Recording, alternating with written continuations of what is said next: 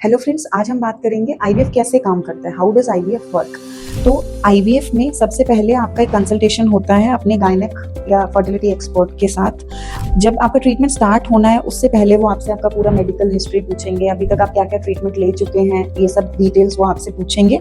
सो वो विजिट आपका होगा, फिर आपके ब्लड टेस्ट और अल्ट्रासाउंड होगा फॉर द फीमेल पार्टनर, साथ के साथ हस्बैंड का सीमेन सैंपल होगा।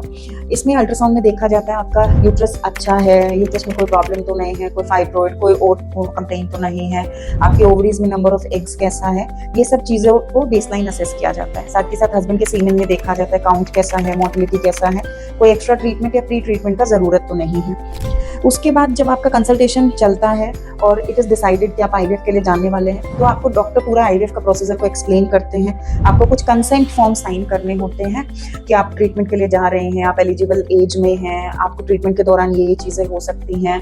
वो सब कंसेंट फॉर्म्स पे आपको साइन किया जाएगा, आपको एक प्रॉपर काउंसलिंग सेशन मिलेगा।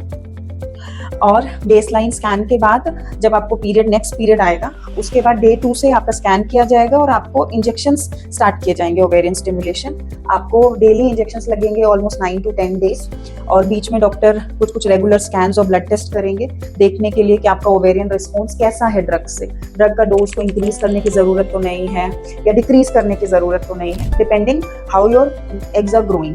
देन व्हेन जो आपका साइज है, ग्रुप ऑफ फॉलिकल्स एक पर्टिकुलर साइज पे पहुंच जाता है, तो आपको फाइनल ट्रिगर का इंजेक्शन दिया जाता है to mature those eggs for the final maturation.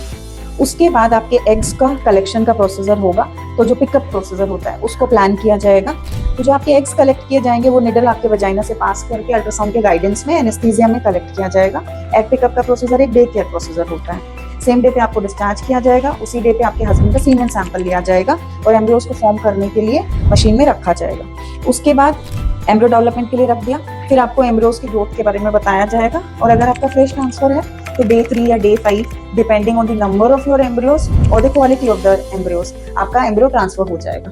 Embryo transfer के 2 वीक्स के बाद आपको 2 वीक्स के लिए मेडिसिन इंजेक्शन दिया जाएगा, सब इंस्ट्रक्शंस आपको एक्सप्लेन किया जाएगा, और फिर उसके बाद आपको रिजल्ट के लिए 2 वीक्स के बाद डॉक्टर बुलाएंगे, तो आपका प्रेगनेंसी टेस्ट किया जाएगा। तो ये this complete procedure takes almost 1.5 to 2 months। और अगर इन केस आपका फ्रेश ट्रांसफर नहीं होता है, कि आपके बहुत सारे नंबर ऑफ एग्स हैं, आपको हाइपर स्टिमुलेशन का रिस्क है, आपको पीसीओडी है, या फिर आपका लाइनिंग अच्छा नहीं है, लाइनिंग के अंदर फ्लूइड आ गया है, पॉलिप है, कोई भी अनटूवर्ड अनवांटेड थिंग है, तो आपके एम्ब्रियोज को फ्रीज कर दिया जाता है। और नेक्स्ट मंथ जब आपको पीरियड्स आते हैं तो आपकी लाइनिंग को प्रिपेयर करके फ्रोजन एम्ब्रियो से आपका फ्रोजन एम्ब्रियो ट्रांसफर किया जाता है। तो max to max this complete process will take 2 to 3 months, this IVF process. Thank you.